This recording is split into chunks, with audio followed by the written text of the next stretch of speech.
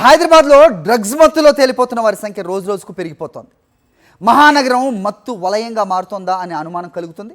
ఒకప్పుడు గంజాయి మత్తును గుట్టుగా ఎంజాయ్ చేసేవాళ్ళు, కానీ ఇప్పుడు మత్తుకు బానిసలైన యువకులు ఏకంగా మత్తు ఇంజెక్షన్స్ వాడుతూ జీవితాలను చిత్తు చేసుకుంటున్నారు. చాంద్రాయణగుట్టలో 2 యువకులు అనుమానాస్పద స్థితిలో మృతి చెందిన ఘటన కలకలం రేపుతోంది. ఆటో దగ్గర దొరికిన ఇంజెక్షన్స్ చూసి పోలీసులు సైతం షాక్ అయ్యారు. నగరంలో ఇంత బహిరంగంగా ఇంజెక్షన్స్ అమ్ముతున్నారా? అంగట్లో సరుకుల్లాగా మత్తు ఇంజెక్షన్స్ అమ్ముతుండటంతో డ్రగ్ కంట్రోల్ అధికారుల పర్యవేక్షణ కరువైంది అన్న ఆరోపణలు కూడా వస్తూ ఉన్నాయి. హైదరాబాద్ డ్రగ్స్ మాఫియాకి అడ్డాగా మారుతోందనే ఆరోపణలు వినిపిస్తున్నాయి. మత్తులో ఎంజాయ్ చేయాలనుకున్న 2 మిత్రులు అదే మత్తులో ప్రాణాలు కోల్పోయారు. పాత బస్తీలో 2 యువకులు మత్తు సూది వేసుకొని అది డోస్ ఎక్కువ కావడంతో చనిపోయారు.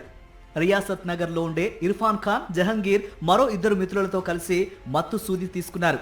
ఆపరేషన్ల సమయంలో డాక్టర్లు ఉపయోగించే మత్తు సూదిని తీసుకొచ్చి స్నేహితులకు చూపించిన జహంగీర్ ఖాన్ ఆ సూది మందుని తనతో పాటు మరో 2 మిత్రులకు కూడా ఇచ్చాడు. ముందుగా మత్తు సూది తీసుకున్న సైఫ్ బిన్ వెంటనే అపస్మారక స్థితిలోకి వెళ్లిపోయాడు. ఆ తర్వాత ఆటోలో కూర్చున్న 2 మిత్రులు కూడా మత్తు సూదిని వేసుకున్నారు. వెంటనే మత్తులోకి జారుకున్నారు. వాళ్ళ వెంట వచ్చిన మరో మిత్రుడు కళ్యాణ్ మాత్రం మత్తు సూది వేసుకోలేదు. కాసేపు వాళ్లతోనే ఉన్న కళ్యాణ్ ఆ తర్వాత అక్కడి నుంచి వెళ్లిపోయాడు. కాసేపటికి తేరుకున్న సైఫ్ బిన్ కూడా వాళ్ళు మత్తులోనే ఉన్నారనుకొని అక్కడి నుంచి వెళ్లిపోయాడు. కానీ జహంగీర్తో పాటు అతని స్నేహితులు ఇర్ఫాన్ కూడా మత్తులోనే ప్రాణాలు కోల్పోయాడు. ఆటోలో 2 విగత జీవులుగా ఉన్నట్టు గుర్తించిన స్థానికులు పోలీసులకు సమాచారం అందించారు. పోలీసులు కేసు నమోదు చేసి మత్తు వ్యవహారాన్ని బయటపెట్టారు. ఈ ఘటన నగరంలో కలకలం రేపుతోంది. ఇంతకాలం మత్తు మందును సేవించిన కేసులను మాత్రమే చూసిన పోలీసులు ఇలా సూదులను గుచ్చుకొని మత్తులో ప్రాణాలు కోల్పోయిన కేసును చూసి విస్తుపోయారు. కేసు దర్యాప్తు చేస్తున్న పోలీసులకు సూది మందు 3 సిరింజీలను స్వాధీనం చేసుకుని ఫోరెన్సిక్ ల్యాబ్ కి పంపించారు. జహంగీర్ ముందుగానే గంజాయి కూడా సేవించినట్టు పోలీసులు గుర్తించారు. ఆ మత్తులోనే మళ్లీ మత్తు సూది కూడా గుచ్చుకోవడంతో ఓవర్ డోస్ దెబ్బకు ప్రాణాలు కోల్పోయాడు. ఈ ఘటనతో లింకున్న సైఫ్ బిన్ తో పాటుగా కళ్యాణ్ ను అదుపులోకి తీసుకుని పోలీసులు వివరాలు సేకరించారు. జహంగీర్ ఖాన్ సూది మందును ఎక్కడ కొన్నాడనే కోణంలో పోలీసులు దర్యాప్తు చేస్తున్నారు. అయితే ఆపరేషన్ లో వాడే ఇంజెక్షన్ అట్రానియం ఎలా తీసుకువచ్చి వాడారు అనేది ప్రశ్నార్థకంగా మారింది. ఆపరేషన్ చేసే సమయంలో మాత్రమే ఉపయోగించే అట్రానియం ఇంజెక్షన్ ఎలా బయట దొరికింది? మెడికల్ షాపుల్లో దొరుకుతుందా, లేక ఏజెన్సీల నుండి వచ్చిందా, లేదంటే తెలిసిన వైద్యులు తీసుకొచ్చి ఇచ్చారా? ప్రిస్క్రిప్షన్ లేకున్నా ఇంజెక్షన్ ఎలా అమ్మారు? ఇలా అన్ని ప్రశ్నలపై సమాధానాల కోసం పోలీసులు విచారణ జరుపుతున్నారు. అసలు అట్రానియం ఇంజెక్షన్ ఆపరేషన్ సమయంలో సంబంధిత డాక్టర్ ఇండెంట్ ఉంటేనే ఇస్తారు.